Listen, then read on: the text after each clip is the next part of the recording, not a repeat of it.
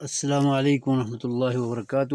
اجالا چاندنی امید Islamic channel سے میں آپ سے مخاطب ہوں۔ سلسلہ چل رہا تھا جاوید احمد غامدی کے باطل عقائد کا رد کرنے کے حوالے سے۔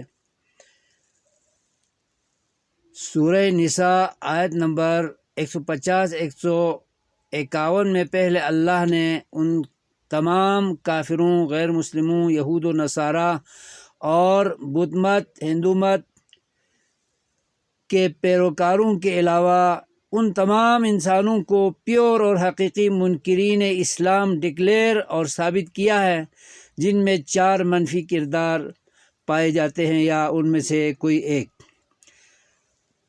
نمبر 1 جو اللہ اور پیغمبروں کے منکر ہیں۔ نمبر 2 جو ایمانیات میں اللہ اور پیغمبروں میں تفریق کرتے ہیں۔ نمبر 3 جو ایمان بالرسل کے عنوان میں خاتم النبیین پر ایمان نہیں رکھتے اور جو ختم نبوت کے سرے سے قائل ہی نہیں ہیں، اور جو وحدت ادیان کے باطل عقیدے کے قائل ہیں، ان سب کو کافر ڈکلیئر کر کے اللہ نے اعتدنا للکافرین عذابا مہینا فرما کر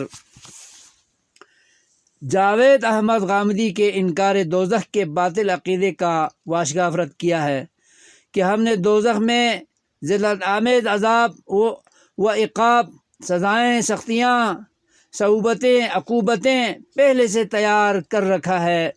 صیغہ ماضی کا استعمال اللہ نے جا بجا استعمال کر کے ثابت کیا ہے کہ دوزخ ایک اٹل حقیقت ہے جو پہلے سے بنی ہوئی ہے، نہ کہ مستقبل میں بنے گی۔ جو اس حقیقت سے منکر ہیں وہ بہرحال کافر ہیں۔ کافروں کے سینگ نہیں ہوتے۔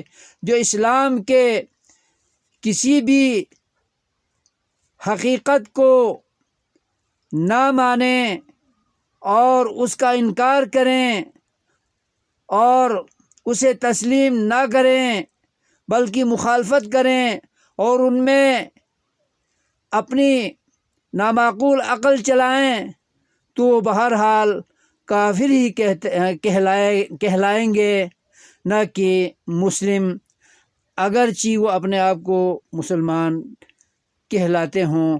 اللہ تعالی ہم سب کو سمجھ دے اور دوزخ کو پہلے سے بنی ہوئی حقیقت کو تسلیم کر کے مسلمانوں کی صف میں شامل ہو جائیں، ایمانداروں میں شامل ہو جائیں، متقین میں شامل ہو جائیں، اور کفر کی آلائش، آمیزش اور نسبت سے پناہ مانگنے والوں میں ہو جائیں، نہ کہ کفر کی طرح نسبت اپنی کروانے والوں میں۔ اللہ تبارک و تعالیٰ سب کو سمجھ دے۔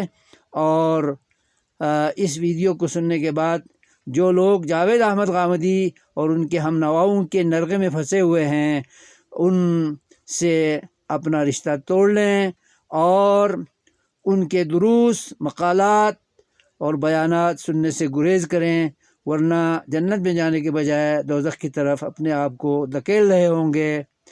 وآخر دعوانا ان الحمد للہ رب العالمین، والسلام علیکم ورحمۃ اللہ وبرکاتہ۔